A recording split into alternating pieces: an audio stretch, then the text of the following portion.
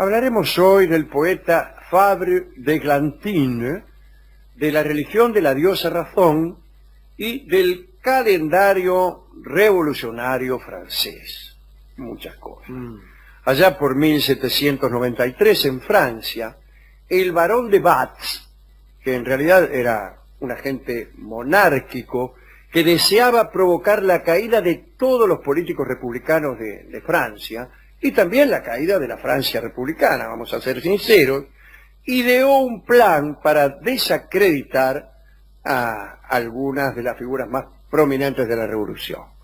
Y consiguió entonces como secuaces a dos tipos bastante pajarones, que eran François Chabot, un monje del que hemos hablado alguna vez, y un amiguete de él, que era un político bastante destacado, llamado Fabre d'Églantine. Y los hizo involucrar en una especie de negociado que consistía en comprar acciones de la Compañía de Indias, hacerlas subir y venderlas luego, pero en realidad no era un negociado, sino que era el plan del barón de Batz era revelar la maniobra después de ocurrida y desacreditar de este modo a estos tipos y también a otros que habían participado, que eran diputados. Así lo hizo. Mire. O sea, los enganchó para jorobar. Así lo hizo y surtió efecto. La gente se enteró de la maniobra, empezó a hablar mal de Fabre, que era diputado, y de toda la política revolucionaria, etcétera, etcétera. Y Fabre d'Églantine, que había sido sobornado por un montón de guita, y Chabot también, se vieron acusados de fraude, etcétera, etcétera, etcétera. Y entonces, para que se hablara de otra cosa, Fabre inventó el calendario revolucionario. Un calendario que hoy produce alguna emoción fervorosa, y en realidad cuando se conoció, divirtió enormemente, en especial a los enemigos de la República, y en forma particular a los emigrados, a los nobles que estaban en otros países. Una noche, un oficial ruso que volvía de París y se dirigía a San Petersburgo, fue recibido en el castillo donde se encontraba el conde de Provence. El ruso mostró el calendario. Traía un ejemplar del calendario de Fabre y todos los amigos del príncipe se partieron de risa al ver los nombres de los meses, ¿no? Por ejemplo, nivoso, pluvioso, ventoso, brumario, mesidor, fructigor, terminal, bueno, todo eso, ¿no? Cuando leyeron los nombres que Fabre había elegido para reemplazar, no al nombre de los meses, sino a los santos y a las santas del santoral gregoriano, también se rieron muchísimo, porque enamorado de la naturaleza, Fabre d'Églantine, que era poeta además, como hemos dicho, se había complacido escribiendo para cada día el nombre de un animal doméstico, o de un fruto, o de un instrumento agrícola. Así a los nombres de San Juan, San Pedro, San Pablo, ¿no? San Nicolás, los reemplazó por nombres tales como el chancho, el burro, la naranja, el tomate, etcétera. ¿Hoy qué día es? Bueno, hoy es el día del chancho. El chancho. Claro. ¿Y del año tal? De... No, empezó el año 1 directamente. Empezó 1, 2, 3, 4, 5, 6.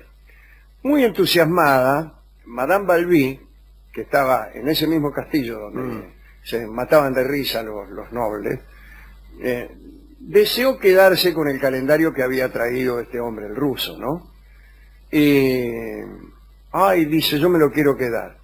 Pero el joven ruso se excusó diciendo que debía llevarle ese ejemplar a la propia emperatriz Catalina. Entonces, Madame Balbi se dirigió al conde de Provence y le dijo, dice, ¿sabéis lo que me causaría gran placer? ¿Qué? ¿Qué? Dijo el otro, claro, como usted acaba de adivinar. Que me copiarais el calendario, pero nuestro invitado se va mañana, así que tendríais que escribir toda la noche. Y así lo hizo el conde de Provence, Y estuvo toda la noche copiando aquel ejemplar hasta que Madame Balbi pudo quedarse con él. Ahora bien, además de este calendario, o mejor dicho, este calendario, formaba parte de una campaña que había empezado Fabre de Glantine contra la religión católica. Y esta campaña consistía en descristianizarlo todo y reemplazarlo por una especie de culto de la razón. Por ejemplo, consiguieron que Notre Dame de París fuera desbautizada y llamada oficialmente el Templo de la Razón. Claro. E inauguraron este culto y este templo el día 20 del Brumario, o sea, el 10 de noviembre de 1793. Se había construido dentro de la nave un pequeño templo de arquitectura sencilla pero majestuosa, y en su fachada se leía "a la filosofía". En la entrada, para reemplazar a los santos, se habían dispuesto bustos de Rousseau, de Voltaire y de otros filósofos. El altar estaba elevado sobre una especie de pequeña montaña que recordaba la de Jerusalén, y sobre una roca brillaba la antorcha de la verdad. Todo esto adentro de la iglesia. Claro, sí. Adentro de la iglesia. Empezaron la ceremonia. En realidad era un bailongo, ¿no? Entró un cortejo a las 10 de la mañana, entre dos hileras de muchachas vestidas de blanco, con la cabeza ceñida con una corona de roble. Y delante de ellas estaba la diosa Razón, una chica que interpretaba a la diosa Razón. Para este papel, Fabre había elegido a una de sus amantes, Mademoiselle Melard, que era una cantante de la ópera. Todo un acomodo. Sí, sí, todo un acomodo, sí. Imagínense. Era una extraña elección, ¿no? Porque la muchacha, que era muy hermosa y muy joven, llevaba la vida más excéntrica e irracional que se pudiera imaginar. Y compartía su corazón entre varios amantes, etcétera. Estaba más cerca de ser diosa que razonable. Sí, digamos. O diosa de lo irracional. Cito a la propia Mademoiselle Melard: "Mi sueño ha sido siempre ser colmada". Muy bien, como el de tantas. Claro, vengan a colmarme de una vez. Su agitada vida estuvo siempre repleta de extrañas aventuras. Citaré una para dar idea de lo singular que era esta chica. Le gustaba pasearse con trajes de hombre. Se vestía de hombre, y un día, en pleno bosque de Boulogne, vio que un oficial insultaba a una chica, a una paseante, y Mademoiselle Melard, que estaba allí justamente vestida de hombre, enseguida le encajó un rebencazo al tipo. El hombre, enfurecido, reclamó una reparación por las armas, y al día siguiente tuvieron un duelo a pistola. La chica volvió a vestirse de hombre, fue al duelo, hirió a su adversario, y entonces se desabrochó la blusa e hizo salir sus desnudos senos, y le dijo al tipo: "Mirad bien, os he derrotado, soy una mujer". Entonces, avergonzado, el oficial subió a su carroza y se marchó inmediatamente, qué sé yo, a esconderse por ahí. Claro, Esto para ver quién era Mademoiselle Melard. Era bravo. Y el tipo iba baleado, o sea, se subió herido. Además. Sí. Bueno, esta señorita era la que Fabre había elegido para personificar a la divinidad que la República proponía para Francia. Bueno, entonces hizo su entrada ahí en Notre Dame, sentada sobre un trono que llevaban 4 hombres disfrazados de druidas. Ella iba vestida con una túnica blanca, un gorro frigio y un palo de ébano en la mano. Señor. Cuando llegó al pie de la montaña, aquella roca que simbolizaba la razón, todos los asistentes entonaron el himno a la razón, del que Marie Chenier había escrito la letra sobre una música de Gossec. Luego el cortejo se rajó, fueron a la convención, ahí a la asamblea. Estuvieron un rato y después se volvieron a Notre Dame. Y la cantante, la chica, ¿no?, se se instaló en el altar directamente para ser adorada por el pueblo. El culto a la razón empezó ciertamente de manera extraña, ¿no? Porque empezaron a gritar, ¡viva la libertad! ¡Viva la patria! Pero en los rincones oscuros de la iglesia se desarrollaban escenas menos edificantes. Algunos se escondían detrás de los antiguos confesionarios y bueno, se ponían ahí a transar en los confesionarios. Esto lo cuenta Sebastián Mercier, que es el autor de un libro muy divertido que se llama París bajo la Revolución. Y parece que en el interior de estas capillitas de madera que son los confesionarios partían unas risas agudas y muchos iban a espiar lo que pasaba allí, etcétera, etcétera, etcétera. Durante los días siguientes, la misma operación se repitió en todas las iglesias de París. En San Eustaquio, el culto dio lugar directamente a una orgía impresionante. Sí, vio como la revolución. Que hacemos la revolución, hagámosla bien. Se había preparado en la nave una mesa repleta de botellas, salchichones, butifarras y paté. Sobre los altares, sigue diciendo Mercier, se hacían sacrificios tanto a la gula como a la lujuria.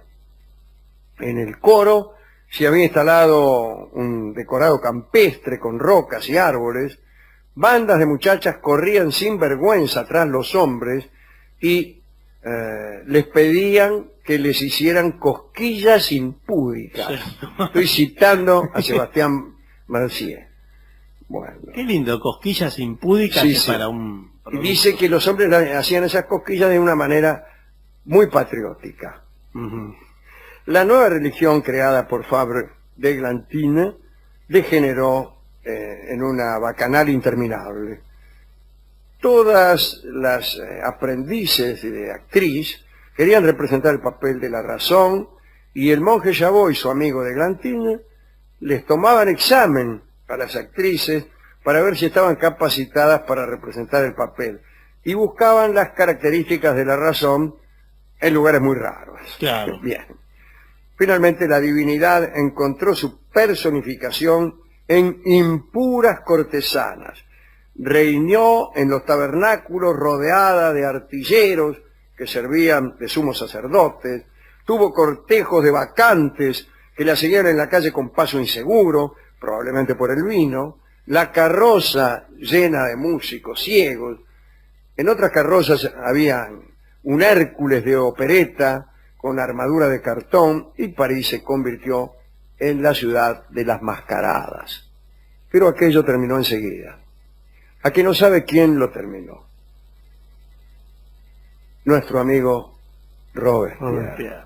Maximiliano Robespierre. El terror. Se cansó de todo aquello y estableció otra religión, el culto del Ser Supremo.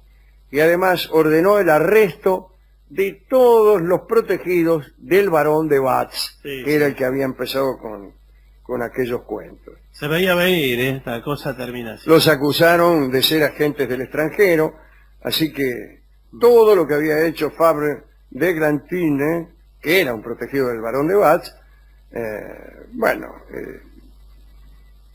todo lo que habían hecho para que la gente se olvidara de sus curros, a saber la religión de la razón, el calendario, todo se vino abajo. Eso es todo lo que tengo que contarles acerca de este asunto.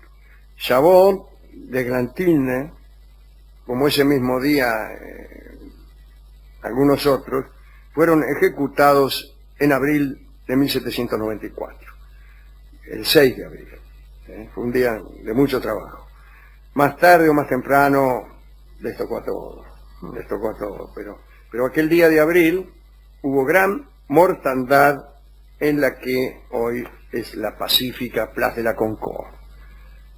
Escucharemos, me da pena confesarlo, el tango que alude a los confesionarios orgiásticos de la diosa razón, interpretado por nuestro guitarrista oficial, el señor Juanjo Domínguez.